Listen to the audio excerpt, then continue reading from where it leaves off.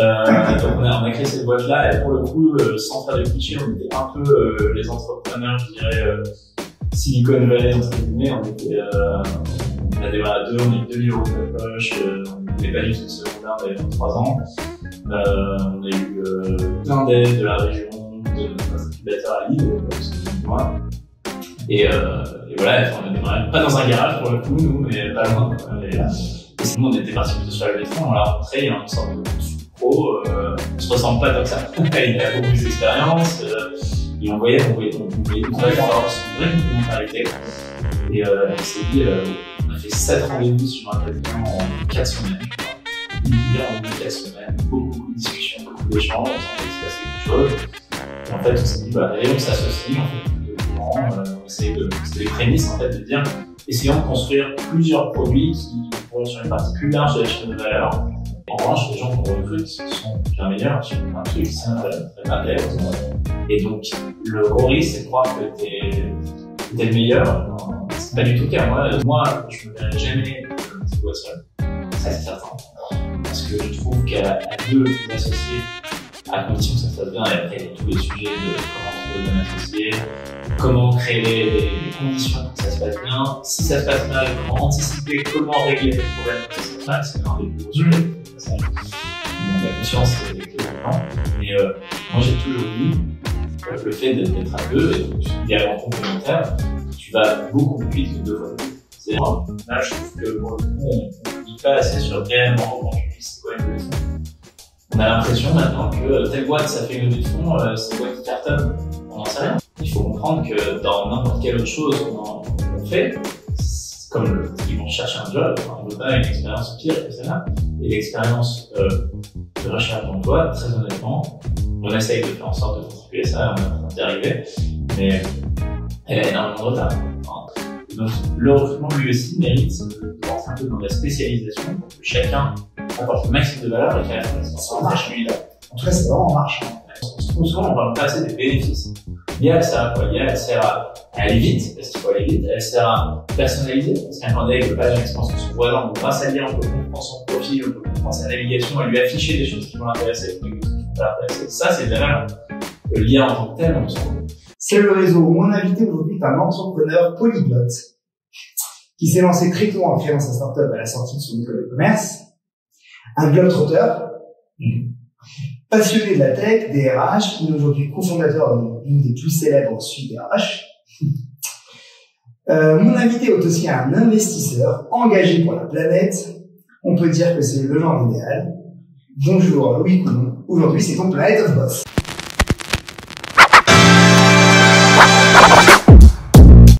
Salut Dan. Merci. Merci de m'accueillir, en tout cas dans les jolis locaux du Keller Connect. Je connais beaucoup de monde ici et c'est vrai qu'on se connaît pas vraiment. J'ai eu la chance et merci encore de ton invitation la dernière fois, c'est pour ça qu'on s'est rencontrés et ça m'a fait énormément plaisir, c'est pour ça que je voulais faire un Planet of Boss avec toi. Je me suis dit que c'était très inspirant. Cool, c'est sympa, je suis ravi. Voilà. Alors le principe de Planet of Boss, c'est un échange convivial, on se dit tout. Alors, on va commencer par l'activité du moment. Donc, c'est le seul moment où tu vas pouvoir vraiment pitcher. Ok.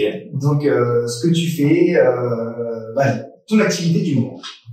Donc aujourd'hui, j'ai cofondé une boîte qui s'appelle Keller Connect. On est éditeur de logiciels de recrutement, talent acquisition.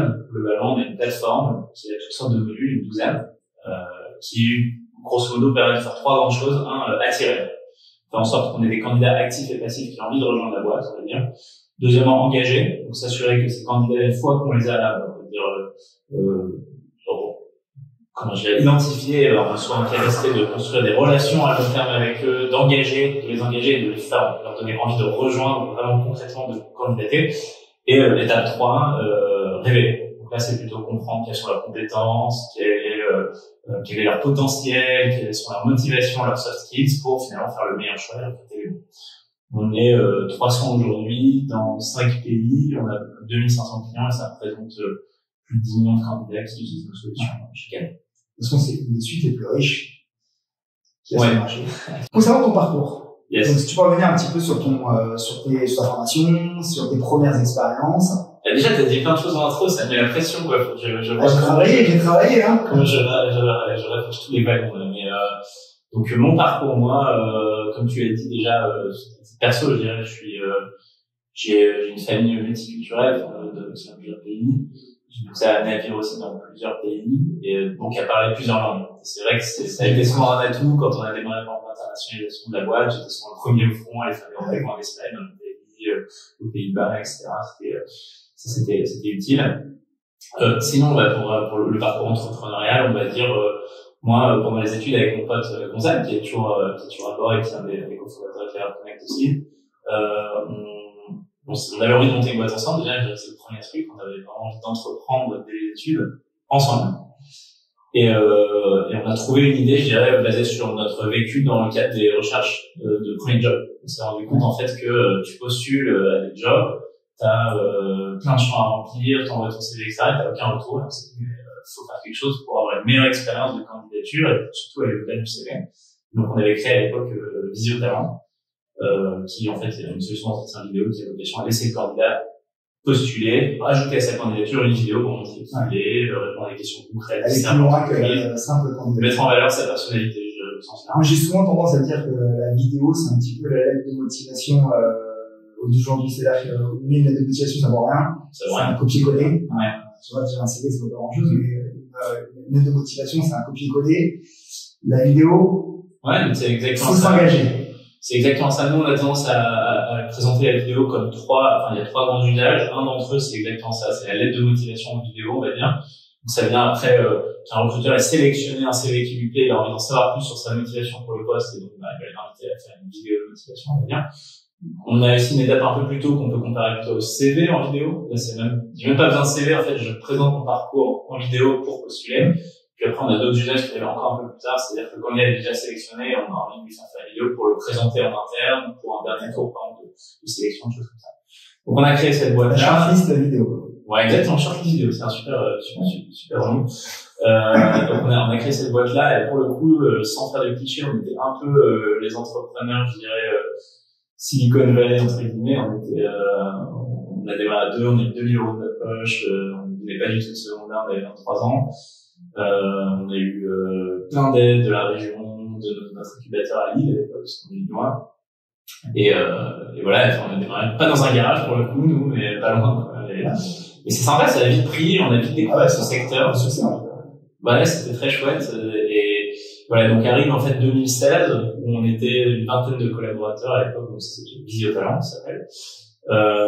Et là, on part levée de fonds. Et ça y est, la boîte prend bien, on a une vingtaine de collaborateurs, on se rapproche des 2 millions, un peu plus très tech d'affaires. Très tech, le staff. Pas mal de tech, ouais, premier sales, premier relation client, CSM, voilà, un peu de support pour lui, la prémisse, quoi, de la 15 personnes, où il y a un peu de tout. Pas mal de gens très polyvalents, surtout, qui peuvent toucher un peu à tout. Et une belle équipe, surtout. Et là, on part en levée de fonds, ça se passe plutôt bien, on a 3 ou 4 qui ne me rappelle plus LOI pour faire une levée, je crois, à l'époque de 2 millions d'euros, quelque chose comme ça. Assez chouette. Et en fait, on a tout stoppé. Parce qu'on a rencontré Marco, que tu connais. Que je connais bien. Et en fait, ouais, Marco, à l'époque, lui, il avait créé Météo Job, et puis, donc ça, c'est ce que je t'ai dit, c'est en 2016, il avait créé Météo Job en 2016, en gros. Il a démarré à bosser dessus en 2007, j'ai vraiment le lancement, je l'ai croisé au tout lancement, tout. Voilà. Et en fait, il avait bien compris que il avait envie, en tout cas, de s'associer avec de nouveaux associés pour faire quelque chose de plus gros. Nous, on était partis plutôt sur la levée de fonds, on l'a rencontré, il y a une sorte de coup de foot pro, on se ressemble pas tant que ça. Il a beaucoup plus d'expérience, et on voyait une vraie force, une vraie complémentarité. Et on s'est dit, on a fait 7 rendez-vous, si je me rappelle bien, en 4 semaines, je crois. 8 rendez-vous en 4 semaines, beaucoup de discussions, beaucoup d'échanges, on sentait qu'il se passait quelque chose. Et en fait, on s'est dit, allez, on s'associe, on fait quelque chose de plus grand, on essaye c'était les prémices, en fait, de dire, essayons de construire plusieurs produits qui vont sur une partie plus large de la chaîne de valeur, ensemble. Donc, voilà, Météo Job, à l'époque, c'était une 50aine de collaborateurs, Visio Talent 20. On s'est mis ensemble. Voilà, aujourd'hui, on a toujours la même vision, globalement. C'est faire tous les produits qui vont servir à faire une super expérience candidat et les entreprises à côté. Ok, super. Alors, avant de rentrer dans le vif du sujet et de parler de Louis l'entrepreneur. Quelques questions sur le plan personnel. Je t'avoue que j'ai cherché. Hein. Je prépare toujours une interview à fond. Je suis très secret. J'ai trouvé. C'est vrai? Je trouve beaucoup plus de choses sur le père Coulomb. Et ça va. Ah ouais, oui, c'est mon homonyme, mais il me fait des fois, ouais. Et la longueur de sa barbe. J'ai toute personne qui écoute à aller taper sur Google mon prénom, mon nom, et je pense que ma photo arrive en 6e ligne après des dizaines de barbes. Visiblement, il avait une barbe assez connue, mais à Dunkerque, en plus. Oui, ouais, c'est ça. Je connais bien. Alors, qui est Louis Coulomb, en mode privé? Eh ben, à titre perso, qu'est-ce que je peux te dire? J'ai 33 ans. Je suis né le 19 décembre, je le dis parce que c'est une anecdote marrante, puisque Gonzague est aussi né le 19 décembre de la même année, donc on a toujours été considérés un peu comme des frères jumeaux. De la même année. De la même année. Énorme. Et là, anecdote, tu t'as peut-être suivi qu'on a fait un rapprochement avec une startup allemande qui s'appelle Talentry, pour étoffer notre offre. Et, Karl, qui est le fondateur de cette boîte-là, est né le 19 décembre aussi. Donc là, ça commence à faire Marco non. Marco non. Il est pas en décembre? Non, il est en septembre. J'espère qu'il est en septembre si on va l'envoyer. Je pense que c'est septembre. Et, donc voilà, j'ai 33 ans, j'ai une petite fille de 1 an et demi, donc je découvre aussi, les joies et en plein dans le génial où on s'éclate par des interactions, etc. J'habite à Lille, donc je fais souvent des allers-retours entre Lille et Paris, mais j'ai choisi il y a quelques années de retourner dans ma ville d'origine. C'est sympa. À Lille, en Provence. Moi, j'ai plus envie de partir. Passionné de tennis. Je joue pas mal de tennis depuis peu. C'était mon projet post-Covid. Alors, tu sais qu'il y a un Louis Coulomb qui doit avoir 15 ans qui est champion de tennis. C'est vrai? Ah, celui-là, je le connais pas, celui-là. J'ai cherché. Ah non, je me suis dit, tiens, il y a le tennis. Et non, c'était pas toi. Ah ben, pour le coup, si, moi aussi, mais moi, c'est beaucoup plus récent, parce que j'en avais jamais fait de ma vie, et puis, pendant le Covid, je me suis cherché, qu'est-ce que tu vas faire quand ça va arriver? Je me suis dit, allez, septembre 2020, je prends des cours, et donc là, j'en fais pas mal, je suis classé maintenant. Ah, c'est bon. On sait et tout. Exact, ouais. Super. J'adore la musique. Normalement, j'étais prédestiné à bosser dans la musique aussi. Alors, j'ai hésité à la mettre dans mon intro parce que j'ai vu pas mal de choses là-dessus, mais je savais pas si t'étais juste investisseur ou si t'étais vraiment passionné par la musique. Et donc, d'accord, donc t'aimes bien la musique aussi. Alors, l'anecdote, elle est marrante aussi. J'ai fait, en fait, moi, c'est mon premier job. J'ai créé la boîte à Société École, c'est toujours dedans.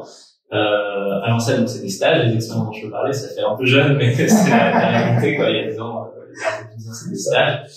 Et j'ai fait mes stages, moi, dans la musique, justement. J'étais un job, pour les passionnés de musique, c'est le job de rêve. J'étais, ce qu'on appelle, music supervisor. Ça veut dire que mon job, c'était écouter tous les albums qui sortent de tous les labels pour savoir, qu'est-ce qui est bien, mais surtout m'envoyer les albums qui allaient sortir en 6 mois. Donc, toute la musique en avance. Pour un passionné de musique, c'est pas mal. Et ensuite, répondre aux appels d'offres des, boîtes de prod de pub, de cinéma, de télé, etc. pour placer ta musique sur des pubs, dans les films, etc. Tu passes ton temps à regarder des films avec de la musique en jouant au ping-pong. Et tu joues de musique, moi? Non, j'en joue pas du tout. Moi, j'ai une oreille, je dirais pas que j'ai une oreille, mais j'adore la musique, plutôt en tant que... Quel style? Tous les styles, moi aussi, tous les styles, j'adore tous les styles, j'écoute beaucoup tous les styles.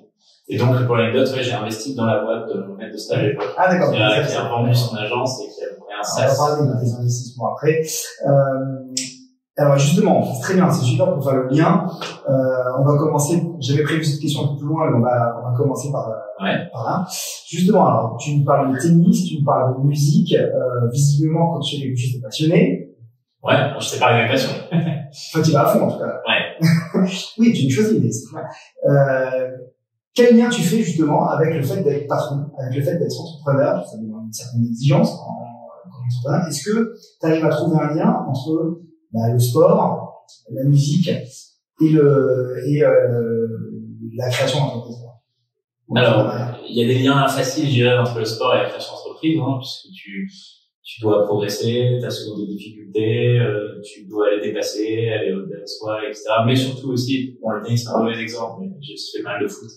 Donc, t'as tous les aspects de travail d'équipe et de comprendre que c'est pas forcément celui qui est le plus talentueux, qui est le bon pour faire le capitaine, que le passeur a autant de valeur que celui qui, marque le but. Donc, dans des analogies dans le sales, tu peux facilement avoir des analogies entre celui qui manage, celui qui, crée le lead, chauffe le lead, celui qui close, etc. Le collectif. Le collectif. Moi, à titre perso, je vois surtout la musique et le sport comme, des compléments, en fait. je m'éclate dans le job.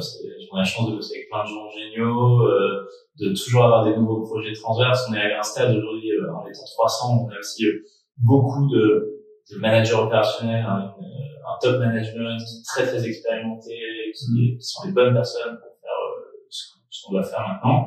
Donc on a la chance de travailler, moi personnellement j'ai la chance de travailler sur beaucoup plus de projets, je dirais, transverses et de long terme. Quelle est notre vision, où est-ce qu'on veut être en 2030, comment on veut revoir nos valeurs, comment ça va de nos valeurs au quotidien, tu vois, des choses qui te tiennent à cœur quand tu vas créer cette boîte.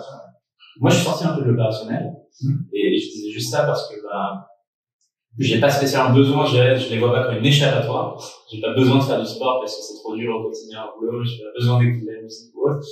Tout ça pour moi fait partie de la même chose, quoi. Est-ce que c'est une source de, peut-être, c'est comme ça que tu trouves ton équilibre? Ouais, 100%. Ah, c'est ça. Ouais, 100%. Je suis malheureux si j'ai pas joué au moins une fois au tennis dans la semaine. Ouais, c'est une façon de te ressourcer, quoi. Ouais. Ressourcer, de faire attention à sa ligne, hein, parce que quand on fait des voyages et des meetings le midi, des codires tous les midis, c'est comme ça, tu manges souvent mal. Ouais. Ok, alors maintenant parlons de Louis, l'entrepreneur. Alors, tu as créé ta première société, l'école, on a dit. Donc, tu m'as dit, et donc, à ce que j'ai compris, avec ton pote Gonzague. Yes. C'est ça. Vous êtes rencontrés, vous êtes dit, il faut absolument qu'on monte quelque chose, mais est-ce que tu avais déjà envie avant? Est-ce que c'est quelque chose qui vient de ton enfance? Ou est-ce que c'est quelque chose qui s'est développé à l'école, le fait de vouloir entreprendre? Alors, ça, c'est une question sympa, parce que je vais pas parler pour nous deux, mais on n'a pas du tout le même profil, Gonzague et moi, pour le coup. Donc, pour répondre à la question, moi, j'avais pas du tout prévu, comme je disais, en fait, de monter la boîte. J'avais prévu d'essayer de travailler dans la musique d'une façon ou d'une autre. Mon projet, c'est la musique. Mais en revanche, un de mes meilleurs potes, Gonzague, avec qui en plus on était étudiants ensemble en coloc, on passait notre vie ensemble, lui, il était très destiné, il avait envie de monter sa boîte et il m'a chauffé. Enfin, il m'a donné envie, on a discuté, etc. Et puis, allez, je tente ma chance, on y va, on va monter sa boîte. Il vient d'une famille d'entrepreneurs, sa famille, donc c'est plutôt un héritage, c'est un ADN familial. Moi, pour le coup, ma famille, c'est plutôt des artistes, pour le coup, photographes, des gens dans la musique, la production de rap, comme ça, donc, cinéma aussi, donc, le poker à voir. Ah non, moi, j'étais pas du tout prédestiné à ça au départ. D'accord, mais c'est intéressant. Comme quoi, on peut ne jamais penser monter sa société, et un jour, c'est des opportunités qui créent, les voies qu'on emprunte, quoi. Et après, ma façon de voir les choses, c'était surtout, l'entrepreneuriat, c'est un mot, il est chouette, je pense qu'il est sexy comme mot. Moi, je voyais surtout ça comme un projet. Il y a un truc qui nous paraît avoir de la valeur. Moi, en tant que ex-chercheur d'emploi, au moment où je cherchais un emploi, j'aurais vraiment aimé qu'on me propose ça, donc j'y crois. Et donc, je cherche à faire avancer ce truc auquel je crois qu'il y a un projet. Au départ, c'est un projet et tu te dis, j'essaie 6 mois. Si, dans 6 mois, je sais pas, ça prend pas, tant pis, je chercherai un job, je ferai autre chose.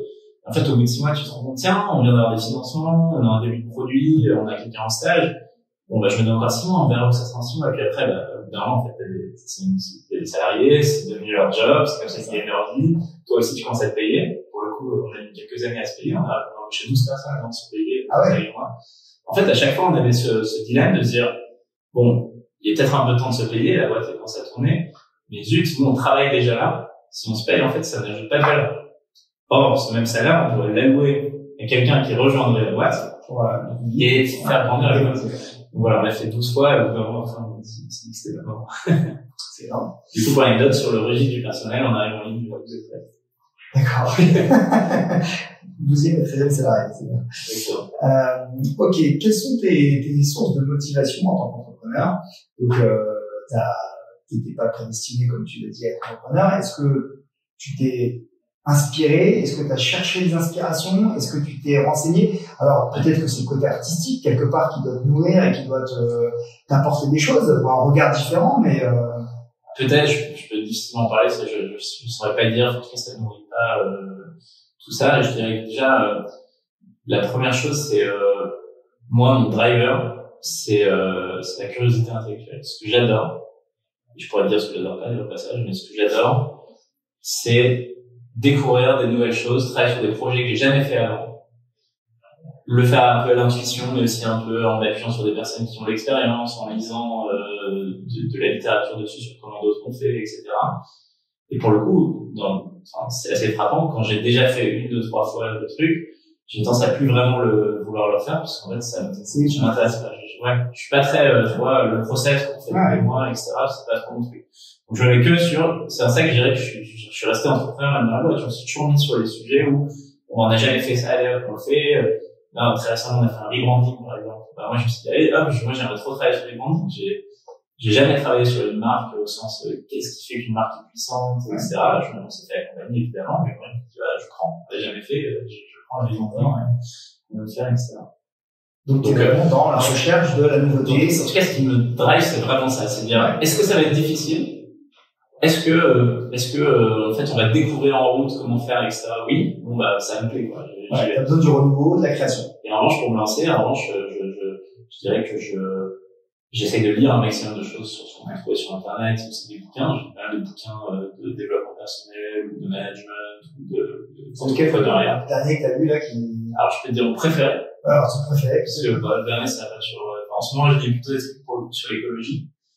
La BD de Jean-Marc Jancovici, c'est vraiment top, je la recommande. Mon préféré que je recommande à tout le monde, c'est, un livre qui s'appelle The 5 Dysfunctions of a Team. Si tu l'as déjà lu, je l'ai pas lu encore, mais il fait partie de, alors moi, je les lis et où je les écoute. Alors, si tu vas écouter. J'ai mes livres, non, mais ça dépend, j'ai mes livres que je lis, quand je les trouve et je les achète. Ouais. Et puis j'ai mes livres que j'écoute quand je fais au sport ou quand je fais autre chose bah, celui-là, tu vois, c'était une révolution pour moi. Déjà, c'est la première fois que je vois un livre qui a ce style, qui est, c'est une fable, une fable managériale. Donc, c'est un bouquin de management, mais pas on donne plein de consignes et plein de théories, mais on met tout ça dans une histoire. Une vraie histoire de la direction d'entreprise. Et ça a des takeaways que tu as envie de mettre en place tout de suite avec ton équipe, quoi. Désolé pour les anglicismes, d'ailleurs, au passage. Non, bon, ça, c'est partie du jeu. Moi, je suis un peu comme toi, c'est un peu, j'aime beaucoup, alors moi, j'aime beaucoup les nouveautés, ça, c'est sûr. Je sais. La routine n'existe pas chez moi. Et effectivement, je suis un bosseur de fond, enfin, voilà, je dois maîtriser le sujet par cœur avant de me lancer, et j'avoue, je me documente à fond. Alors, soit en écoutant, soit en lisant, mais tu vois, YouTube, c'est extraordinaire, je trouve. Tu vois, je connaissais pas, voilà, on fait une vidéo, derrière, je vais monter avec Première, je connaissais pas, j'ai appris, mais en me tapant des heures et des heures de visu, et en fait, c'est génial. On peut vraiment aujourd'hui s'auto-former, quoi, et c'est top. C'est topissime. Et j'ajouterais juste sur nos sujets, tu vois, les challenges entrepreneuriaux, managériaux, structuration de boîte, tout ce que tu peux rencontrer, on a des centaines de produits, des sujets d'internationalisation, tout ce que tu veux, le métro. Il y a un truc quand même qui m'a toujours frappé, je sais pas si c'est propre à notre écosystème de la French Tech, mais sur chaque sujet que j'ai rencontré, j'ai toujours pu écrire à des CEO de boîtes sur LinkedIn que je voyais pas mal maîtriser ce sujet. T'as toujours une ouverture et tu peux toujours prendre une demi-heure pour discuter. Et ça, c'est pour moi encore beaucoup plus de valeur que tous les livres que tu peux lire. Tu parles avec le CEO de telle boîte qui vient de faire la leçon que tu dois faire aussi. Alors, tu peux t'apprendre énormément. Tu vas chercher des conseils à la source. Exactement, de ceux qui l'ont déjà fait. Ouais, c'est top, bien sûr. Ouais, et comme quoi, c'est important aussi de se faire accompagner quand on est patron, parce qu'à un moment donné, on a besoin de se faire sortir un petit peu la tête de l'eau de temps en temps, et voilà, on n'est pas Dieu sur terre, hein. On a aussi besoin d'apprendre et des fois même d'apprendre de nos erreurs. Enfin. Et puis, c'est intéressant ce que tu dis, puisque on n'est pas Dieu sur terre, évidemment, déjà. Mais c'est important aussi moi je trouve en tout cas, de vite le mettre en place et de le comprendre dans sa boîte. Ok, tu l'as créé, t'es un des fondateurs, t'as eu l'idée, qu'on attend de toi, que tu continues à avoir un peu de vision, que tu inspires, etc. Mais en revanche, les gens qu'on recrute sont bien meilleurs sur plein de trucs. C'est un vrai d'ailleurs. Et donc, le gros risque, c'est de croire que t'es le meilleur. C'est pas du tout le cas. Moi, une grande partie de mon job, maintenant, c'est de faire en sorte que le COMEX qu'on a créé, le CODIR qu'on a créé, travaille en tant qu'une équipe, que les personnes qui ont la connaissance sur certains sujets aient bien la place pour livrer cette connaissance aux autres, pour qu'on grandisse, etc. C'est un de mes principaux sujets. Donc alors tu as créé ce talent en association, donc avec ton pote Gonzague, avec Marco, voilà, et donc avec Karl Hoffman qui vous a rejoint donc, avant l'été, quoi. Ouais, c'est ça. Alors, quels sont les conseils que tu peux donner ou quelle est la vision, toi, que tu as aujourd'hui de l'association? Parce que il y a beaucoup de, c'est un vrai sujet. Certains entrepreneurs souhaitent se lancer seuls, d'autres veulent s'associer ou ont de mauvaises expériences, tu vois. Quels sont les conseils pour réussir ou quelles sont les erreurs à éviter? Alors, des conseils, comme tu dis, je peux pas en donner énormément parce que je suis pas un multi-entrepreneur qui a vécu toutes sortes d'associations, celles qui ont marché, celles qui n'ont pas marché, etc. Il y a toujours une part de chance et en l'occurrence, ça se passe bien. Ce que je peux dire, c'est que moi, je me verrai jamais monter boîte seul. Ça, c'est certain. Parce que je trouve qu'à deux associés, à condition que ça se passe bien, et après, il y a tous les sujets de comment trouver le bon associé, comment créer des conditions pour que ça se passe bien. Si ça se passe mal, comment anticiper, comment régler les problèmes quand ça se passe mal. C'est un des plus gros sujets au passage. Bon, la confiance, c'est les clés dedans. Mais moi, j'ai toujours dit, le fait d'être à deux, et donc idéalement complémentaire, tu vas beaucoup plus vite que 2 fois plus vite. C'est-à-dire que moi, par exemple, mon dada, c'est pas spécialement le suivi de finance. Gonzague, c'est son background, il vient juste de ça. Si c'était moi qui devais gérer tout seul les sujets de finance de la boîte, je mettrais sûrement 6 fois plus de temps que lui. À l'inverse, mes sujets de marketing sales, il aurait sûrement mis 6 fois plus. Ouais. Exact. Mais je parle en particulier des débuts, parce que quand tu peux même pas dire, bon, bah, c'est pas grave, je passe un associé, parce que j'ai recruté un CFO, etc. Au début, tu fais tout seul, donc, ou à 2, du coup, c'était à 2. Tu fais un peu tout. Donc, la complémentarité, c'est quelque chose qu'il faut rechercher. De la confiance. Moi, je trouve que l'association, elle a énormément de valeur déjà dans le début, quand tu démarres ton aventure entrepreneuriale, parce qu'en fait, des coups durs, t'en as tout le temps. Face à ton mur. T'as des coups durs tout le temps, ou on a peut-être eu de la chance, mais j'ai l'impression qu'on n'a jamais eu des moments de, tu vois, comment dire, où tu te décourages, où t'as des coups durs en même temps, et donc t'as toujours l'autre qui va pour te redresser, et hop, c'est reparti. Ce que je disais, la complémentarité fait que c'est 1 + 1 = 5, quoi, très honnêtement. Et en plus, tu peux te démultiplier au passage. C'est intéressant de faire plusieurs choses à la fois. Donc ça, c'est l'aventure, je dirais, de la partie. Moi, j'ai monté qu'une boîte, mais qui a plusieurs vignes, entre guillemets. Donc, je considère que je suis un peu multi-entrepreneur dans la même boîte. Alors, attention, parce que ce qui est intéressant dans votre association, c'est qu'il y a, enfin, moi, en tout cas, je le vois sur 2 aspects. Déjà, première question là-dedans, c'est le fait de s'associer avec son meilleur ami. Ouais. C'est un vrai sujet. C'est tout un sujet, ouais. On nous l'a très, très souvent. Oui, mais tant mieux, ça fonctionne. Mais qu'est-ce qui a fait que ça fonctionnait là? Écoute, à nouveau, tu vois ce que je veux dire, j'ai pas assez de background pour dire qu'est-ce qui je suis pas beaucoup de comparatif, mais je peux te dire ce que je pense. C'est pas, ça a pas valeur 100%. Non, bien sûr. Mais ce que je pense, c'est que, encore une fois, personne n'a la vérité, hein. Je connais, exact, on se connaît depuis assez longtemps, bien avant même de s'associer, depuis 14 ans, je pense. Donc, on avait vraiment une confiance très importante l'un dans l'autre. Ça, je dirais. Même avant, je pense que c'est la base sur d'autres sujets, tu vois, sur des sujets qu'on a pu avoir dans la vie, on a déjà pu voir qu'ils méritaient la confiance de l'autre, des choses comme ça. Et après cette confiance, je pense qu'elle continue à se travailler, c'est-à-dire que, on a toujours créé des routines où on se parle très souvent, où on s'appelle, et puis après, il y a un autre truc, c'est qu'on est resté des potes en parallèle de l'aventure entrepreneuriale, c'est-à-dire qu'on continue à partir en week-end, en vacances ensemble. On a de la chance en plus, nos femmes s'entendent super bien. Et donc on peut s'inviter à dîner et ne pas parler des boîtes pendant la soirée. Bon, ça arrive quand même souvent qu'on en parle un peu, mais pas forcément. Donc ça, c'est la première aventure entrepreneuriale. Je dirais que ça, c'est vraiment... moi, je me serais même sûrement pas vu le faire avec un pote. C'est-à-dire que ce qu'on a fait, et avec les coups durs inclus, et les moments de découragement, etc., dans ma question, j'arriverais pas bien à voir comment tu peux partir de zéro. Je rappelle, on a 2000 € de notre poche, on a démarré avec rien. Je me serais pas vu le faire avec quelqu'un que t'as rencontré sur un salon en disant tiens, si on montait une boîte ensemble, je pense pas qu'on aurait pu vivre ces moments si forts, tu vois. Ouais, c'est sûr possible, mais moi j'arrive pas à le projeter. Je vois ce que tu veux dire. Et donc, il y a eu cette première association, et puis ensuite, il y a eu, alors, au début, des inconnus. Ouais. Marco, vous le connaissez par cœur, mais à un moment donné, c'est quelqu'un que vous ne connaissez pas, qui s'est rapproché de vous. Ouais. Donc, on parlait de la confiance, ça se gagne. Exact. Donc, Comment ça s'est passé? Écoute, bah, tu vois, je disais tout à l'heure, on a fait 8 ou 9 rendez-vous en quelques semaines. C'est pour ça. C'est pour commencer à mieux se comprendre, à mieux se connaître. Enfin, c'est pas que des échanges de mails et une préparation purement administrative et financière. Non, bah, c'est bon, on va être ensemble. Non, non. Ça, ok, il y a ces discussions-là, elles sont normales. Mais c'est surtout, faut qu'on se parle. C'est quoi tes priorités, tes valeurs, comment tu vois le développement d'une boîte. Si dans 10 ans on est à telle taille, tu le verrais comment, etc.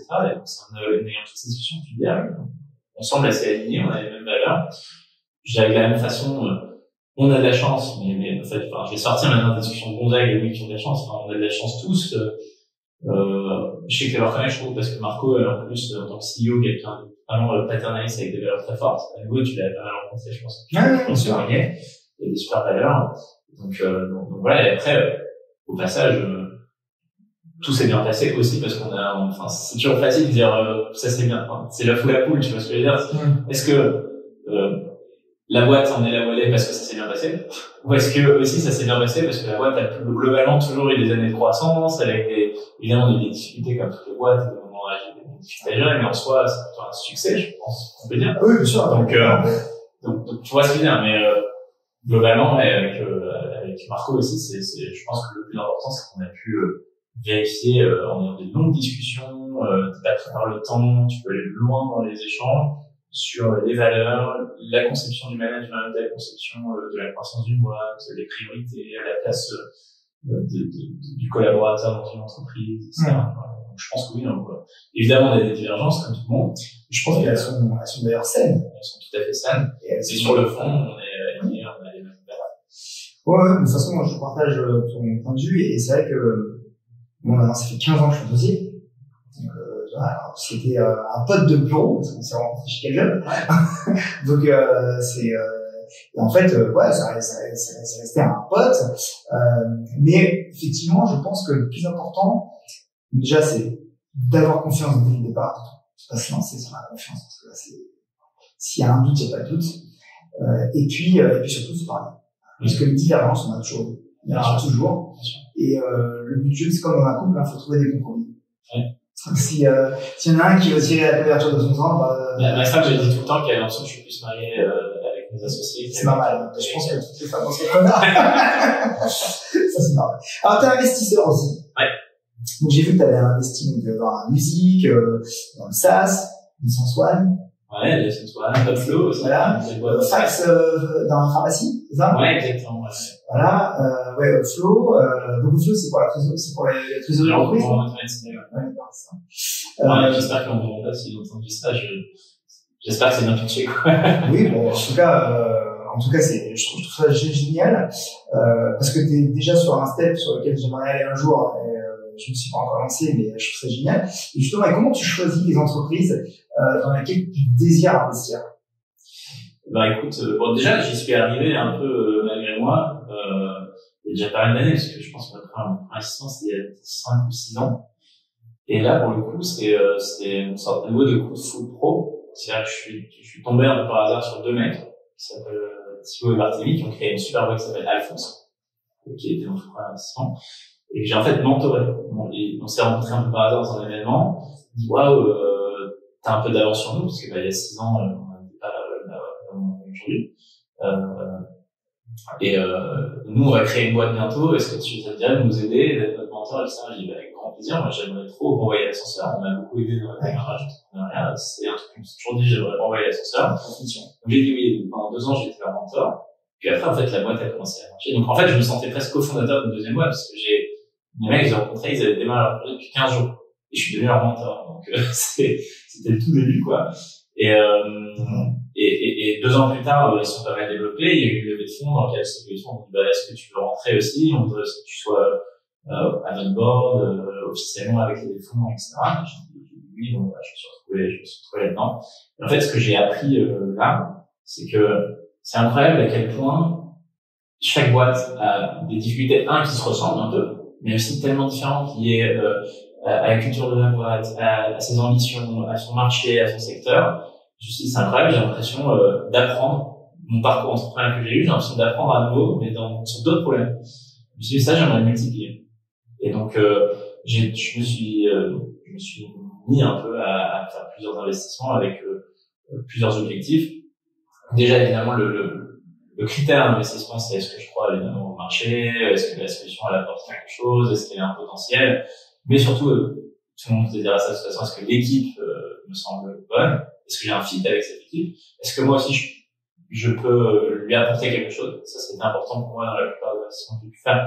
Est-ce que je peux apporter quelque chose? J'ai pas envie, typiquement, je suis pas dans les cryptos, ça m'intéresse pas trop de mettre de l'argent quelque part et espérer que ça fasse x2 tous les mois sans rien faire. Enfin, tu vois, bon, il faut maîtriser aussi. C'est pas mon mindset, enfin, c'est pas un mindset. J'ai fait le poste à un spécialiste du métaverse. C'est sur mon canal. Les NFT, quand tu l'écoutes parler, c'est génial, mais je maîtrise tellement pas que j'aimerais pas investir là-dedans. Moi, je sais pas, je suis peut-être un peu vieux jeu, mais j'ai une culture où je trouve que c'est normal d'avoir des fruits dans son investissement, par exemple, mais si t'as pu apporter quelque chose, quoi. Voilà. Donc, et donc aujourd'hui, ça fait que j'ai investi dans cette boîte où à chaque fois c'est un secteur d'activité très différent, où j'apprends des problématiques, des noms qui viennent, mais même tu vois parfois des KPIs que tu mesures pas du tout dans ton business qui mesure là. Et j'ai l'impression de faire un master accéléré dans plein de secteurs d'activité. J'ai même investi dans un resto, un food court exactement. Et donc tu vois, ça apporte des tout autres problèmes. Ils ont des problèmes de comment faire venir les gens, c'est le Covid, zut, les restaurateurs qu'est-ce qu'ils attendent, etc. Donc et franchement faut pouvoir le faire bien entendu, mais je le recommande parce que tu reçois les reportings, t'es dans des boards, t'es dans des réunions, t'as des calls sur des problématiques qui sont totalement différentes. Je sais que si demain je dois monter une boîte, j'ai l'impression que oui, t'auras une vision différente, ça augmente ta vision. Moi, j'ai investi dans une société dans l'éducation qui propose des solutions SaaS pour les élèves, pour les étudiants en fait, pour apprendre sous forme de QCM. D'accord. C'est très anglo-saxon comme méthode, mais plus tu répètes, plus ça rentre. Et plus ça rentre. Moi, j'ai passé le permis bateau comme ça, en me mettant en mode QCM, et en fait, j'ai fait une faute. C'est que je pensais en faire. Et en fait, t'apprends très vite. Donc, c'est une société qui fait ça sur tout le programme scolaire français. Donc, j'ai investi là-dedans. C'est mon premier investissement. J'espère en faire d'autres. En tout cas, c'est vraiment quelque chose que je souhaite développer. Vraiment. En tout cas, bravo pour ces investissements. C'est top. On dit souvent que l'entrepreneuriat, c'est réservé aux mauvais élèves en France. Qu'est-ce que t'en penses? Tu me demandes si j'étais un mauvais élève? Non. Un peu quand même. Non. C'est juste que en France, on a plutôt la tendance à anoblir le parcours management dans une entreprise et monter les échelons, etc. L'entrepreneuriat, c'est souvent celui qui a pas réussi à se créer sa place, donc il va monter sa société, quoi. Je suis un mauvais exemple parce que j'ai fait à la sortie de l'école, donc j'ai pris aucun des parcours en entreprise. Tout à fait. J'ai fait une école de commerce, mais je pense que t'as raison. Après, j'ai l'impression que ça change un peu. C'est vrai qu'à mon époque où j'étais étudiant, typiquement la majeure entrepreneuriat, c'était tous les gars qui en fait voulaient une majeure un peu cool, mais qui avaient déjà leur job dans le cabinet de conseil à la sortie, tu vois, ou en audit. Donc c'était juste, l'entrepreneuriat c'est marrant, on parle un peu de tout, et puis j'ai pas trop de boulot, donc c'est vrai. Ouais, c'est ça, ouais. Et on privilégiait, enfin c'est vrai que les écoles parlaient en permanence de le salaire moyen à l'embauche, quand entrepreneur c'est 0, donc bien sûr on doit faire les classements, etc. J'ai l'impression qu'on a quand même il y a aussi des mauvais côtés à ça, mais il y a ce côté maintenant où on valorise vachement la French Tech, des entrepreneurs qui ont des licornes, des belles levées, donc on parle beaucoup, c'est devenu beaucoup plus grand public quand même. L'enfant start-up, parce que je pense qu'il y a encore un gros boulot pour valoriser aussi l'entrepreneuriat plutôt industriel, l'entrepreneuriat artisanal, le fait de reprendre des boîtes, etc. Tout ça, on ne voit quasiment jamais, c'est pas des levées de fonds dans la tech, etc. Or, c'est des entrepreneurs et des très très beaux succès. J'ai fait un plateau de poste à quelqu'un qui a ouvert 5 sushis. Voilà. 5 restaurants de sushis, j'ai trouvé ça génial. En Belgique. Très bien. Et je trouve ça hyper intéressant, ça change du digital, ça change de tout ça. Et pour le coup, je trouve que c'est beaucoup trop valorisé. Après, je comprends, tu vois, c'est aussi l'innovation, c'est attirant, etc. Mais, en tout cas, je pense que tout ça contribue quand même à ce que l'entrepreneuriat soit attractif. Ouais. Et je suis plus étudiant, mais j'imagine que les étudiants aujourd'hui, on entend beaucoup parler. Ouais, je pense suis souvent sollicité pour le coup par des jeunes étudiants qui vont bientôt être diplômés, qui veulent lancer la boîte, qui ont vu sur le LinkedIn ce que j'ai fait, qui me donnent des conseils, donc je prends du temps quand je c'est vrai qu'il y a plus de monde qui me sollicite. forme plus les étudiants à être entrepreneurs qu'à l'époque. Ouais. Alors, en plus habituel à l'époque. Et alors après, voilà, la question c'est est-ce que c'est pour les bonnes raisons ou pas, quoi. Est-ce que c'est juste pour faire des fonds ou est-ce que c'est pour vraiment créer quelque chose? C'est ce que je disais du côté, voilà, c'est, je pense, tu vois, je pense quand même qu'il y a plein d'écoles maintenant qui mettent en avant leur classement. Avant, c'était que les classements salarié embauche ou juste classement, c'est même pas ce qu'il y a derrière, mais on est meilleur école que celle-là, on s'en fout. Maintenant, il y a quand même des vrais classements sur combien d'entreprises sont sorties chez nous, combien, j'en sais rien, combien de salariés dans des entreprises créées chez nous, etc. Ça devient une valeur, c'est sûr. Moi, j'ai toujours, on est nous-mêmes dans des levées de fonds externes, mais j'ai toujours un peu de mal, je trouve que pour le coup, on communique pas assez sur réellement, bon, je dis, c'est quoi une levée de fonds? On a l'impression maintenant que telle boîte, ça fait une levée de fonds, c'est une boîte qui cartonne. On n'en sait rien. C'est-à-dire que c'est une boîte qui a un modèle, qui peut réussir dans 5 ans, à qui un fonds qui donne de l'argent pour se développer, mais elle peut aussi se planter. Évidemment. Et, enfin, on est, et parfois aussi, elle a levé plein de fonds, mais la valeur réelle qu'elle crée, en chiffre d'affaires, vraiment, c'est très faible. Enfin, on a eu un exemple quand même très récent avec Swile, où j'espère que le grand public prend un peu conscience de ça, de se dire, waouh, la valorisation était énorme. La réalité du chiffre d'affaires derrière, c'est la valeur créée quand même. Ça, c'est l'autre truc. Je trouve que à l'époque, il y avait fait beaucoup.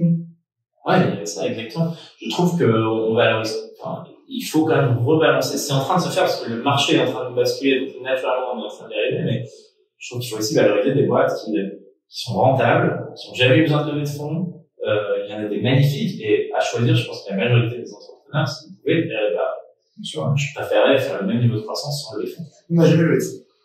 Bravo. C'est rentable dès le premier temps.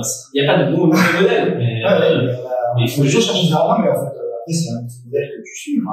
Il n'y a pas de bon modèle. C'est sûr que on a peut-être démultiplié notre croissance et on a gagné un maximum de temps, mais on a décidé de ne pas le faire. C'est un choix. C'est une stratégie. Il n'y a pas de mauvais modèle. Je pense qu'il faut comprendre surtout que c'est deux modèles différents, avec des enjeux différents, avec des complexités différentes, parce que j'ai l'impression que c'est complexe de lever des fonds, de voir être très vite, mais c'est aussi complexe de pas pouvoir faire de la croissance artificielle, etc. Voilà. Moi, je dis juste, une levée de fonds, souvent, c'est une entreprise qui a un potentiel, et surtout un marché qui la pousse à devoir aller plus vite que la nature, parce que son marché va très vite. Donc, nous, on est un peu dans ce cas-là. On a des concurrents aux États-Unis qui ont beaucoup d'argent, etc. Bon, il faut qu'on aille très vite aussi, il faut qu'on fasse des levées de fonds, parce que c'est comme ça que notre produit s'améliore, que notre client a plus de valeur et que notre produit est compétitif, reste compétitif par rapport à des amis. En termes de management, est-ce que tu te considères plus comme un leader ou comme un manager? Il faudrait que tu me dises exactement la différence, mais je vais déjà essayer d'y répondre. Je me vois plutôt comme un leader, j'espère avoir la bonne réponse.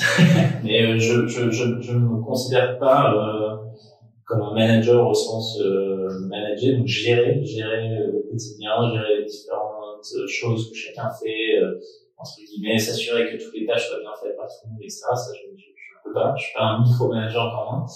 Plutôt leader dans le sens où j'ai plutôt tendance très souvent à écouter déjà ce qu'on dit, à essayer du coup d'y apporter mon point de vue et de trancher quand il y a besoin de trancher.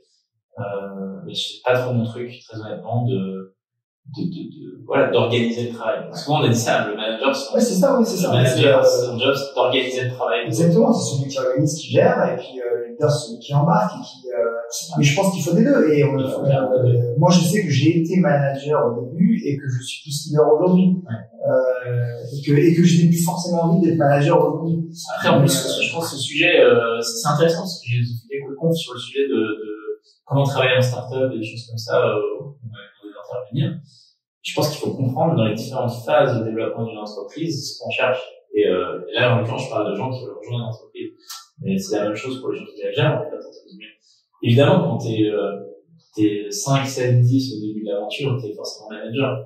Si t'as recruté des personnes, t'es forcément un peu junior, souvent, parce que c'est les débuts. Évidemment, tu dois faire un travail, mais c'est aberrant, entre guillemets, quand tu arrives à notre stade où on a des mid-managers, un top management, un COMEX, avec des gens qui ont 20 ans d'expérience, qui ont plus d'expérience que nous, enfin, ils ont plus d'expérience que moi de carrière, tu vois ce que je veux dire. Donc, c'est presque aberrant que moi je manage au sens voilà ce que tu vas faire cette semaine, etc. Non, ce qu'ils ont besoin, c'est comprendre la vision de la boîte, la stratégie, que tout soit clair, qu'il y ait les bons messages qui soient passés à l'ensemble de l'organisation, pour que tout ça aille dans le même sens. Mais après, t'es plus un leader. Et on parlait de confiance, pour le coup, moi, je fais 100% confiance. On va parler du réseau social, du réseau professionnel. Ouais, du réseau professionnel, c'est important. Est-ce que c'est important pour toi, le réseau? Le réseau, pas forcément social. Hein, oui, le réseau pro, quoi. Le réseau, même amical, le réseau, quoi. Est-ce que t'es quelqu'un de réseau, quoi? Je pense pas être naturellement quelqu'un de, enfin, je pense être quelqu'un de social. J'ai pas dit mais quelqu'un de réseau au sens, j'ai pas naturellement, je dirais, ce côté, tiens, faut que je prenne des nouvelles de telle personne, parce que j'aurais besoin d'un jour d'être en interaction avec cette personne dans un autre contexte, etc. Ça, je suis pas trop, comme ça. Honnêtement, je suis pas, mes copains me disent quand même souvent que je suis pas trop celui qui prend des nouvelles, je suis pas trop celui qui anime des groupes WhatsApp avec des tout le temps, etc. C'est pas trop un truc. Je vais plutôt souvent engueuler parce que je réponds 4 jours plus tard, etc. Toi aussi, t'es comme ça? Voilà. D'ailleurs, c'est qui me regarde. Si je m'excuse. Désolé, mais c'est vrai, je suis pas tant. En tout cas, on est pas seul. Après, évidemment, le réseau, je pense qu'il faut être honnête, le réseau, c'est énormément de valeur. Ouais. Au niveau pro. Le succès individuel, une recherche de job, c'est un sujet qu'on connaît bien, on travaille dans l'emploi. Mais évidemment, souvent, le réseau a quand même un gros impact sur ta capacité à trouver un job ou pas. C'est dommage, mais c'est comme ça, c'est un peu les règles du jeu. Je pense pas qu'il y a toujours un peu. Donc, évidemment, le réseau s'est créé. Je trouve que LinkedIn, pour le coup, typiquement, toi, t'es un expert, LinkedIn, moi, pas autant que toi, mais ça a quand même beaucoup de valeur. De pouvoir quand même suivre et rester en contact, même si c'est un peu, je dirais, rapide, quoi, pas forcément très profond, mais avec des personnes qui ont travaillé, qu'on a côtoyé, qu'on a rencontré. Parce que tout est aujourd'hui, tout est réseau. T'as besoin de recruter une personne sur tes trucs, ton réseau va forcément t'aider, etc. Bon, et si je fais un mini aparté avec nos solutions, pour le coup, le rapprochement qu'on a fait avec Talentry est une superbe solution de cooptation. Donc c'est toute la puissance du réseau. Moi j'ai vu, ça a vraiment bien, et on voit. On n'a jamais réussi d'ailleurs en France à trouver une solution qui digitalise vraiment et qui développe vraiment la cooptation. Je vous souhaite de le réussir, mais écoute, ça se passe très bien pour l'instant. On a des super feedbacks des clients qui ont adopté en France suite au rapprochement. On a déjà la chance d'en avoir qui ont fait dans la foulée, donc c'est chouette. Et je voulais juste dire sur ce sujet-là, un candidat qui arrive par cooptation, en moyenne, tu en recrutes 1 sur 10. Ouais. Un candidat qui arrive par toutes les autres sources possibles et imaginables, job board, réseau social, sur le site carrière, etc., tu en recrutes en moyenne 1 sur 100. Donc t'imagines, t'as fait sens. C'est juste parce que c'est des gens dans ton réseau qui connaissent quelqu'un d'autre, qui te connaissent et qui connaissent l'autre, et ça peut marcher, donc ils font le matching pour toi. Mais c'est surtout, du coup, une fois que t'as compris ça, tout l'enjeu, et c'est ce qu'on essaie de faire, du coup, c'est augmenter drastiquement le nombre de références de cooptation que t'as. Si t'as 3 fois, 4 fois, 5 fois plus de cooptation, en fait, tu vas beaucoup mieux recruter. Et dans un marché comme celui actuel, où c'est une très forte pénurie, où on doit être en chasse des candidats passifs en permanence, la cooptation, sans vouloir faire notre pub, la cooptation, c'est clé. On l'a lancé chez nous, c'est-à-dire que vous voyez sûrement sur les réseaux plein de gens publier des offres d'emploi en ce moment, c'est grâce à la solution de cooptation. Alors, si on parle du recrutement, du marché du recrutement, ouais. Parce que voilà, c'est quelque chose qui on connaît. Alors, j'ai vu l'interview de toi où tu comparais les sites carrières aux sites e-commerce. Ouais. Et en gros, où tu disais, je trouvais ça hyper intéressant, où tu disais, bah voilà, en gros, on a des années de retard encore sur l'e-commerce. Il faut qu'on s'inspire du e-commerce dans le recrutement. Qu'est-ce qui manque d'après toi? Enfin, alors, pourquoi on n'y est pas? Alors, je peux peut-être déjà dire pourquoi je dis ça, parce que je pense que le truc que tout le monde fait, quand même, on est tous des consommateurs. Tous. Et on consomme tous de la même façon. On va sur les mêmes sites, un peu au coup, et la façon dont on a été capté pour aller vers ce site, c'est sur tel Instagram ou tel autre truc. Enfin, grosso modo, il y a les mêmes canaux. C'est connu, quoi, maintenant. Et on sait que quand tu arrives sur le site d'après, ce qu'il faut surtout, c'est qu'on te capte avec le bon produit, que tu le vois bien, et que tu as envie d'acheter, que tu ailles vite. Tu vas pas te dire, j'ai envie de l'acheter, mais j'accepte de faire 15 étapes différentes jusqu'au paiement. Enfin, il suffit de voir Amazon, ils ont cartonné grâce à leur bouton en achetant un clic. Et ensuite, t'as plein de spin-offs de boîtes qui sont mises à créer des modules de checkout en un clic pour tous les sites. Et enfin, à partir du moment où on est tous des consommateurs et que ça, c'est un acte qu'on fait très souvent dans notre quotidien, il faut comprendre que dans n'importe quelle autre chose qu'on fait, comme typiquement chercher un job, enfin, on veut pas une expérience pire que celle-là. Et l'expérience de recherche d'emploi, très honnêtement, on essaye de faire en sorte de contribuer à ça, on est en train d'y arriver, mais elle a énormément de retard. Enfin, il suffit de regarder. Tu veux chercher une offre d'emploi, c'est à toi de taper les mots-clés. Tu t'es trompé, t'as fait une faute d'orthographe, t'as déjà plus aucune offre qui te correspond. Après, tu vas sur l'offre d'emploi. Imagine, on peut continuer pareil avec l'e-commerce. Imagine, tu arrives sur, tu veux acheter, je sais pas, des baskets, des chaussures, et en fait, t'as un descriptif noir sur blanc de nos chaussures sont hyper belles, elles sont en cuir et ça, t'as pas de photo, t'as rien qui te donne envie, tu vois pas comment tu fais ce que c'est ce qui se passe avec une offre d'emploi. C'est pour ça que j'ai trouvé ça hyper intéressant parce que je pense que, enfin, je pense, et peut-être que je me trompe, mais j'ai quand même l'impression que les entreprises, n'ont pas cette vision. Elles commencent à l'avoir, mais elles n'ont pas encore et quand je dis les entreprises, c'est surtout les boards, hein, ouais. Parce que ah oui, ça c'est un sujet. Oui, c'est ça, parce que les DRH, je pense qu'ils l'ont, et les pauvres, c'est souvent la dernière roue du carrosse, et on leur tape dessus toute la journée. Mais j'ai pas l'impression que les boards ont compris qu'il fallait investir massivement pour faciliter le recrutement. C'est intéressant ce que tu dis parce que c'est un gros sujet.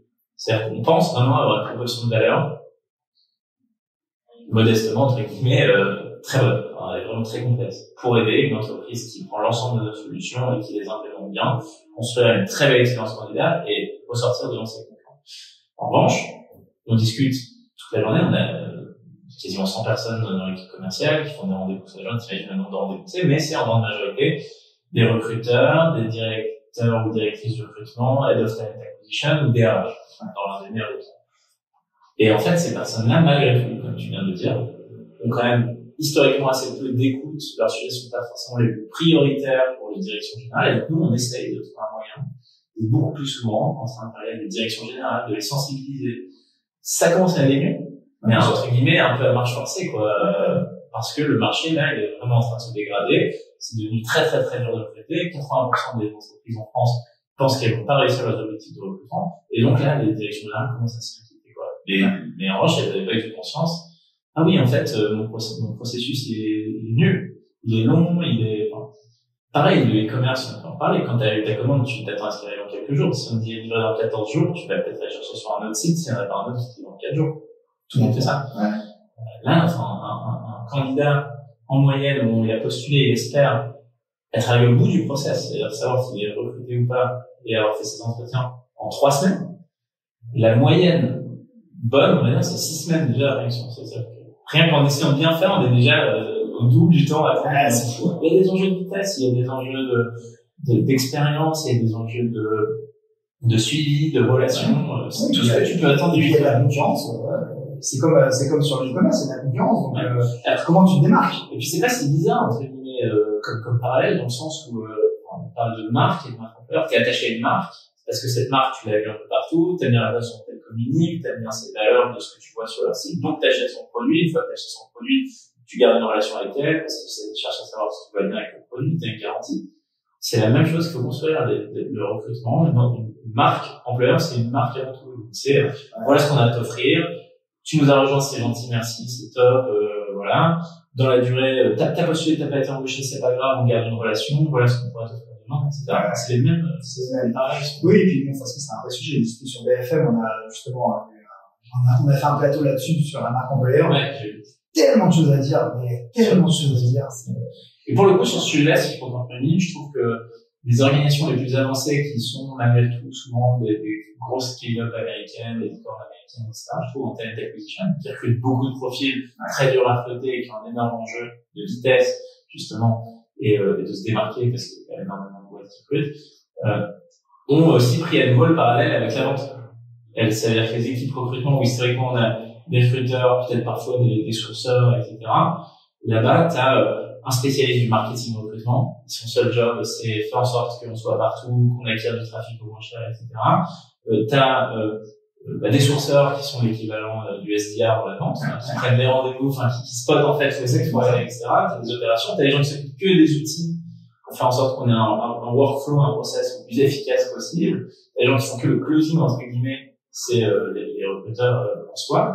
Et donc, le recrutement, lui aussi, mérite de rentrer un peu dans la spécialisation pour que chacun apporte le maximum de valeur et qu'à la fin, l'expérience marche, lui, là. En tout cas, c'est vraiment en marche. Hein. Je pense qu'on a pris conscience et c'est top. Alors, toujours sur le recrutement, on parle beaucoup d'IA, d'intelligence artificielle. Bon, qu'est-ce que t'en penses? Parce que moi, je pense qu'aujourd'hui, il y a plus d'algorithmes que d'IA. Ouais. Il y a beaucoup, de bullshit sur le marché. Qu'est-ce que t'en penses? Quelle est ta vision sur ça? Parce que j'ai l'impression que tout le monde fait l'IA quand on écoute tout le monde et quand on regarde vraiment. On peut en parler des deux, pour le coup, c'est sûr, mais je suis d'accord avec toi. Je pense que c'est un buzzword. Les mots matching, IA, etc. sont utilisés un peu partout à travers. Je pense que c'est quand même souvent utilisé un peu comme un argument de vente. En se disant, demain, les dirigeants des entreprises vont chercher des choses où il y a des matching, donc on va le mettre dans notre proposition de valeur et on va dire qu'on en fait. Dans les faits, c'est parfois pas le cas, comme tu dis, et très peu.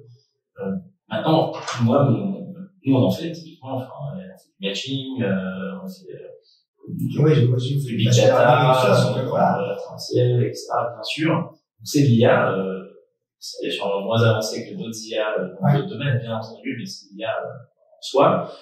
Et je trouve que moi, personnellement, je trouve que c'est un bon sujet. Évidemment, ça peut servir, c'est certain. Je trouve que sans technologie, je parle pas de dire, moi, je dirais sans technologie, dans laquelle j'inclus de l'automatisation, c'est pas forcément de l'IA, dans laquelle on n'en parle pas assez dans le recrutement, alors que pour moi, c'est un vrai sujet. Les déclencheurs, l'automatisation, j'inclus tout ce qui va être customisation, personnalisation, qui va forcément avec le lien, etc. Tout ça, et il y a de l'IA aussi. Hein. Moi, je parlais plutôt de la technologie au sens large. Là, pour le coup, on sait que aujourd'hui, pour avoir un très bon processus de recrutement, une bonne expérience candidat et être efficace, compétitif, oui, il faut de la technologie, il faut de l'automatisation et potentiellement de l'IA. Mais je pense qu'on se trompe, entre guillemets, en disant des recruteurs cherchent de l'IA. Enfin, il y a personne qui veut de l'IA en soi, qui veut des bénéfices. Et pour le coup, je pense qu'on se trompe souvent, on parle pas assez des bénéfices. L'IA, elle sert à quoi? L'IA, elle sert à aller vite, parce qu'il faut aller vite. Elle sert à personnaliser, parce qu'un candidat, il veut pas la même expérience que son voisin. Donc, grâce à l'IA, on peut comprendre son profil, on peut comprendre sa navigation et lui afficher des choses qui vont l'intéresser plutôt que des choses qui vont pas l'intéresser. Ça, c'est de la valeur. L'IA en tant que tel, on s'en fout. Le matching, oui, ça a de la valeur, mais c'est pas de l'IA, enfin, je veux dire, on parle pas de l'IA, ce qui a de la valeur, c'est le bénéfice. C'est-à-dire, je vais beaucoup plus rapidement avoir une offre qui me correspond, trouver un candidat auquel j'aurais pas pensé. Ça, c'est un bénéfice. C'est très intéressant ce que tu dis, parce que c'est vraiment, en fait, je pense qu'on vend aujourd'hui, l'IA au lieu de vendre le bénéfice. C'est très intéressant. Oui, mais enfin, je sais pas, c'est comme si on me disait, t'as pas acheté ton Mac parce qu'il a un processeur, je sais pas quoi. Oui, tu l'as acheté parce que tu trouves ça en utilisation, il a une bonne batterie, ça a des bénéfices. C'est surtout la batterie. On donne pas la technologie de la batterie, je m'en fous. Oui, c'est ça. Ouais. Ça, enfin, en soi, d'ailleurs, c'est la base du sales. On parle pas du produit en soi, on parle de bénéfices quand même. Et je trouve que, du coup, c'est un bon sujet, en fait, parce qu'on bien sûr, il faut vérifier que l'IA, s'il y en a, fonctionne, évidemment, qu'elle a la valeur attendue, et surtout, le deuxième truc, c'est qu'elle soit éthique. Ça, c'est clé. Ouais. Beaucoup d'acteurs aussi, en particulier dans des marchés anglo-saxons, utilisent de l'IA avec des standards qui sont pas au niveau d'éthicité qu'on attend plutôt dans les pays européens. Exactement. Ce qu'on appelle le black boxing. Ouais. C'est-à-dire que tu vas avoir très souvent des gens, enfin, des trucs qui disent, il y a eu telle action, donc on a pris telle décision grâce à l'IA et on t'explique pas comment. Ouais. Donc il y a ça, un point A, un point B, et on dit pas quel raisonnement est fait. Même en te disant que l'IA ne fait pas d'émotion et donc elle prend des choix très objectifs. Ouais. Des fois, c'est vrai. C'est vrai. C'est vrai, mais bon, on évite des biais humains qui existent. C'est-à-dire, typiquement, une IA, un matching comme le nôtre, ne va pas prendre en compte la photo sur un CV pour faire un choix, ne va pas prendre en compte les hobbies pour faire un choix, elle va pas dire typiquement, cette personne fait du football, donc c'est un travail en équipe, ce qui est faux. Ouais. Un humain le fait, parfois. C'est lié, ça. Ça doit être quelqu'un qui travaille en équipe parce qu'il foot. On sait rien. Enfin, ça, typiquement, on les fait. Mais en revanche, l'IA doit, moi, je trouve que le minimum que l'IA doit, c'est un maximum de transparence. Nous, typiquement, quand on dit à un candidat, d'après ce qu'on a compris de ton profil, il y a cette offre qui pourrait t'intéresser, on s'arrête pas là, on dit, parce que tout le raisonnement qu'on a fait, c'est qu'il y avait ci qui ressemble à ça dans ton CV, il y avait ci, il y avait ça a l'air de t'intéresser. Et si c'est pas le cas, dernière étape, il faut que la personne ait la possibilité de modifier. De dire, non, en fait, tu t'es trompé. Les films qu'on te pousse sur Netflix. Ouais, bien. Exact. Exact. Il faut que t'expliques pourquoi tu l'aimes pas, quoi. Exact. Mais c'est intéressant. Ok. On a parlé au final, j'avais une question sur le futur du recrutement, mais on y est, quoi. C'est la marque employeur, c'est l'automatisation, c'est la digitalisation de tout ça. Enfin, je sais pas, où t'as quelque chose à rajouter sur le futur du recrutement. Je peux rajouter un truc ou deux auquel je pensais spontanément quand on y parle. Moi, un souhait, c'est presque plus un souhait ou un rêve. J'aimerais vraiment que le futur du recrutement soit un sujet business. Parce qu'en fait, je trouve que beaucoup trop, sûrement plus en France d'ailleurs que dans d'autres pays anglo-saxons, considèrent que le recrutement c'est un sujet de recruteur et de RH. Alors qu'en vrai, quand même, les personnes qui recrutent, c'est les opérationnels pour leurs équipes et c'est à eux quand même d'un moment de livrer l'expérience candidat qu'on attend, c'est à eux de faire le bon onboarding. Enfin, parfois, je le vois dans plein de boîtes, mais j'ai l'impression que c'est les recruteurs, il faut nous recruter des gens, débrouillez-vous, et nous, entre guillemets, on s'implique à peine dedans. Mais non, c'est un vrai coup, on met la pression. Et on se prend souvent la pression. Donc, moi, je suis un peu défenseur des recruteurs sur ce cas. Je trouve que c'est un sujet business. Je pense qu'à nouveau, le contexte marché est en train de faire en sorte que ça devienne un sujet business stratégique. Bien recruter, c'est finalement faire réussir la boîte. Mais je trouve que c'était pas assez. Nous, en tant que cabinet de recrutement, enfin sur notre activité de cabinet, on travaille souvent avec des opérationnels et quand c'est le cas, on voit la différence tout de suite parce que quand l'opérationnel s'implique, ça va très vite. Ouais. Quand l'opérationnel explique qu'il n'a pas le temps parce qu'il travaille, eh ben, tout de suite, attendre, quoi. Oui, mais t'as raison, c'est un vrai sujet. Ouais, ça c'est un vrai sujet. Après, on va pas rentrer dans les détails de ça, mais je pense que le futur du recrutement, il a quand même aussi, doit prendre en compte les évolutions tout simplement du travail qui arrive, avec de plus en plus de freelancing, demain, c'est ma question. C'est ta question. Et il va pas partager le brief. Non, mais c'est très bien, parce que ça fait lien, tu vois, donc c'est super. Donc moi, j'ai trois grandes tendances. Donc, deux qui sont un peu d'actualité, grande démission, démission silencieuse. Ouais. Savoir ce que t'en penses. Et, les deux autres tendances, ça va être le freelancing, qui pour moi est une vraie tendance et ça commence à s'installer à fond. Et la semaine de 4 jours. Ah, ça c'est un vrai sujet, déjà bien. Ouais. Okay. Donc voilà, avoir ton avis là-dessus. Alors, on les reprend alors. La grande démission. J'ai pas énormément d'avis sur le sujet. Je sais que ça a bouleversé complètement les États-Unis. Mon avis sur le sujet, c'est qu'en Europe, en fait, on a un marché du travail qui est très différent. Très différent.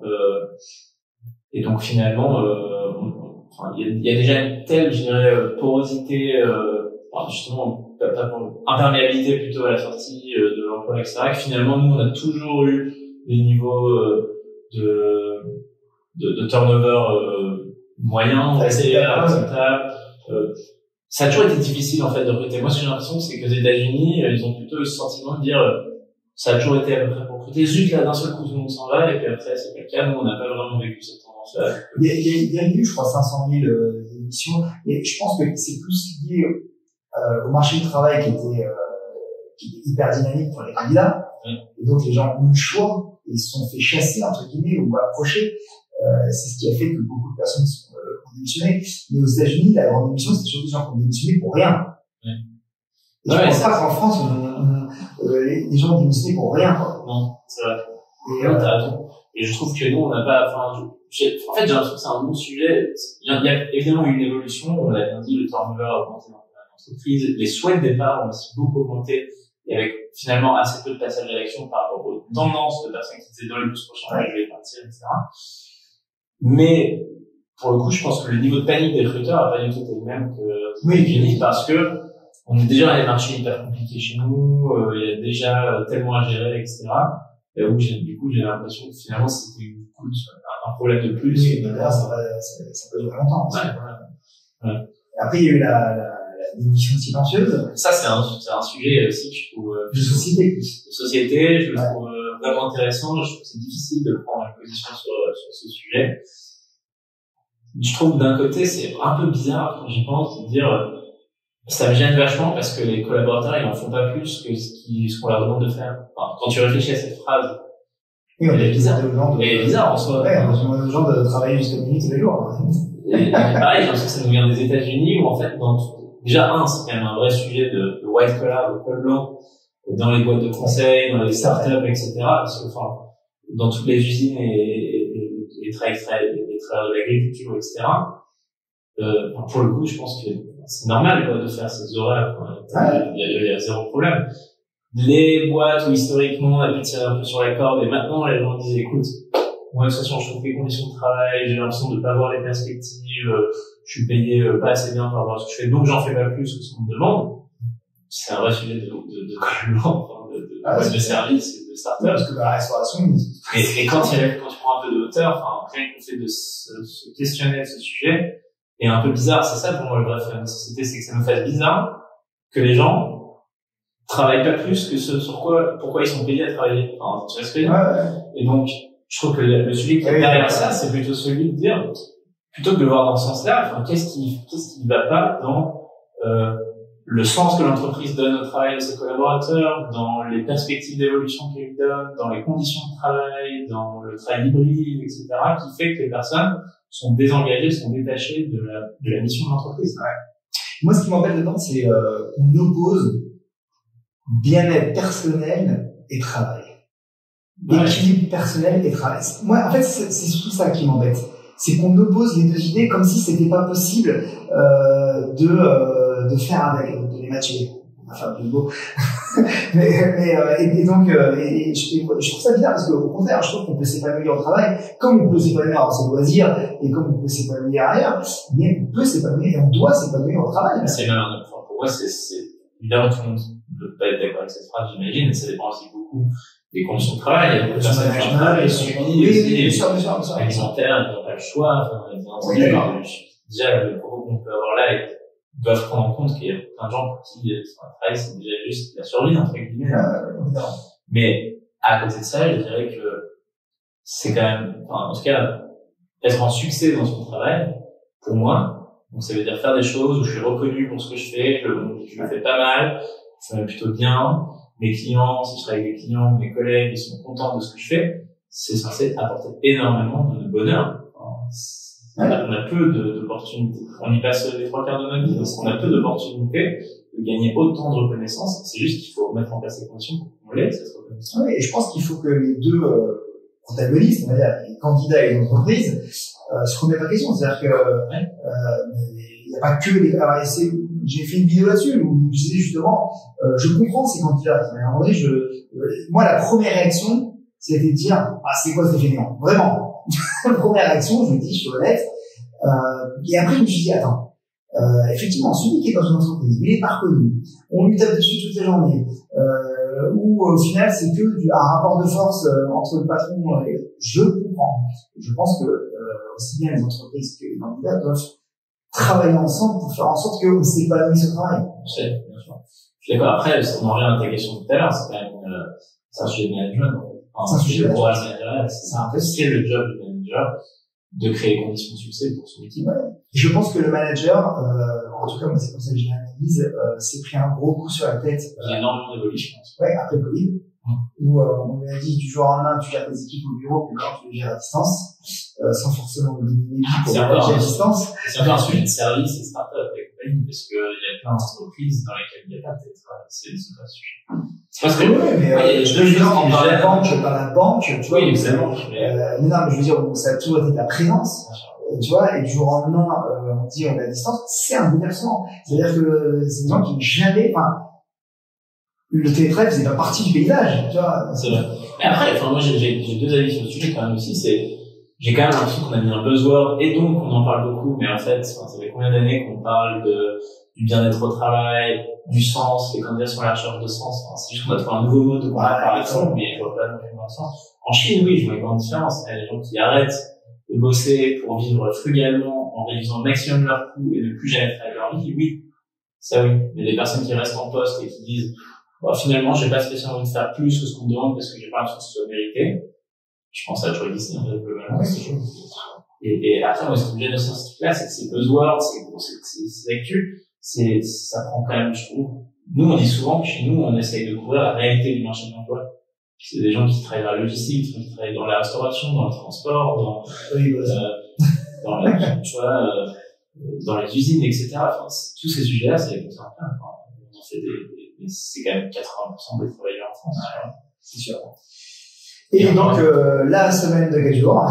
Alors, la semaine de 4 jours, c'est le nouveau buzzword. Le freelancing, t'en parlais aussi. Ah oui, le freelancing, ça, c'est une tendance géniale. Enfin, en tant qu'entrepreneur, tu peux que être favorable, entre guillemets, à ce que les personnes se considèrent elles-mêmes comme finalement une valeur. Et cette valeur, en fait, j'ai pas besoin d'être en CDI pour la livrer. Je peux la prester, entre guillemets, pour une entreprise, livrer la valeur. Je trouve qu'en plus, moi qui suis d'une nature plutôt curieuse, je trouve ça génial que des personnes puissent aller vers un modèle où demain, moi, je suis très bon dans un ou deux domaines et je propose mes services à 3-4 entreprises à la fois sur des projets différents. Enfin, le skilling, on appelle ça la gig economy, ça, je trouve que c'est vraiment canon. Donc moi, je suis hyper favorable. Je trouve que, puisque on prenait par le prix de recrutement, mon sentiment, c'est que ça change quasiment rien en recrutement. Enfin, faut quand même continuer à trouver les bons. C'est juste le recrutement qui se rapproche vers maintenant de la contractualisation de prestat. C'est juste, ça reste quand même, moi j'imagine que demain on va continuer à mettre une offre d'emploi, je vais dire, je recherche pas forcément un salarié, je recherche une personne qui ait cette compétence pour m'aider à gérer ce projet sur un format de 2 jours par semaine, mais à la fin il faut quand même attirer, parce qu'il y aura toujours autant de concurrence pour attirer les bons. Il faudra toujours avoir un process où tu perds pas les bons freelance en route. Je ne vois pas un changement monstrueux. Non, mais alors, tu vois, nous, on a développé une activité de RPO et de management de transition, avec la division de transition, et on travaille beaucoup avec des freelances, tu vois, et donc j'ai vraiment appris à découvrir vraiment ce qu'il y a derrière ce mot freelance, tu vois. Et c'est un peu comme tout, en fait. C'est-à-dire que t'as des gens qui se mettent en freelance pour de bonnes raisons, et des gens qui se mettent pour des mauvaises raisons, tu vois. J'ai croisé des freelances qui vont te dire, moi je suis freelance parce qu'on m'interdisait de partir en vacances, et donc je pars en vacances quand je veux. Oui. Et là, tu dis, waouh! Oui, bien sûr. Et là, on est sur un marché où tout va bien. Bien sûr. Donc, il y a de la mission. Ouais. Le jour où le marché se retourne, qu'est-ce qui va se passer? Et donc, je pense que tout le monde n'est pas fait pour être freelance. Ça, j'aurais dû le dire en premier, c'est pas. Oui, je me disais avec un regard d'entrepreneur. Pour moi, c'est d'entrepreneur. Mais c'est génial, je suis d'accord avec toi. Entreprise. C'est super de se lancer, mais il faut se lancer pour les bonnes raisons, parce que là, aujourd'hui, tout va bien, c'est super, mais quand ça ira plus difficilement, va falloir aller chercher des missions. Bien sûr. Et là, quand on est freelance, alors je prends le recrutement par exemple, quand on est recruteur et quand on est freelance, on n'est pas commercial. Non, je comprends ce que tu dis. Après, c'est pour ça que je trouve que c'est de l'entrepreneuriat en soi. C'est-à-dire que tu crées un service, ce service c'est toi. Ouais. C'est ce que tu sais faire. Après, comme quand tu as créé une boîte où il y a des collaborateurs, si le marché se retourne, tu serres les dents et on va chercher le business et on va s'en sortir. C'est la même chose, il faut le savoir. Tu n'es plus, entre guillemets, dans le confort du CDI où, dans tous les cas, ça tombe à la fin du mois. Mais tu as raison de dire qu'il faut quand même que les personnes qui aillent vers ça soient celles qui ont la séquence. Il faut bien se renseigner sur ce que ça engendre et ce que ça demande comme sacrifice etc. Mais en tout cas, oui, c'est une vraie tendance et je trouve ça super, moi. Je suis entièrement d'accord avec toi, c'est-à-dire que si on regarde ça avec le prix d'un entrepreneur, c'est génial. Je dis, il y a des gens qui se disent, je me lance, waouh. Et je suis d'une valeur, j'ai des valeurs. C'est ça. C'est pas mes heures de travail, enfin, c'est pas au sens ma présence pendant 30 jours qui a cette valeur, c'est ce que je vais livrer. C'est ça que je trouve. Donc, je pense que c'est une vraie tendance, et de plus en plus. Et moi, je pense aussi que c'est une réponse, enfin, c'est une des réponses, ça peut être une réponse au recrutement des seniors, qui est un vrai sujet, enfin, que moi je trouve assez intéressant, parce que, certaines entreprises ne souhaitent pas recruter, vous trouvez que la raison, on connaît tous les biais là-dessus, mais justement en freelance, je pense que c'est intéressant de faire travailler ces personnes qui ont tellement de choses à revendre en freelance. Après, il faut savoir qu'en freelance, une entreprise, c'est des charges, c'est plus du salaire, donc c'est souvent beaucoup plus encline à payer peut-être un peu mieux, à avoir un peu plus de prestations, etc. Donc on dit souvent le CDI c'est le premier frein, quoi. Enfin, c'est une des premières raisons du chômage, c'est que finalement il y a tellement de conditions et de complexité autour du CDI, parfois les entreprises ne vont pas faire un CDI. Je pense que c'est aussi beaucoup fluidifié pour le coup le marché, ça l'emploi, c'est ce passage là. Exactement.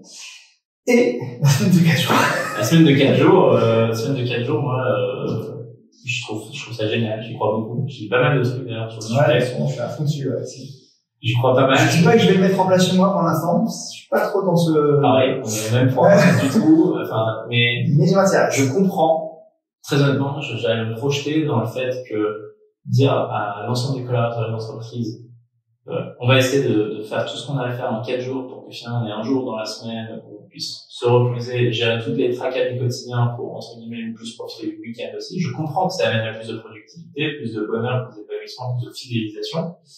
Donc, enfin, tout ça donne aucune raison de ne pas le faire. Je pense que c'est une vraie transformation.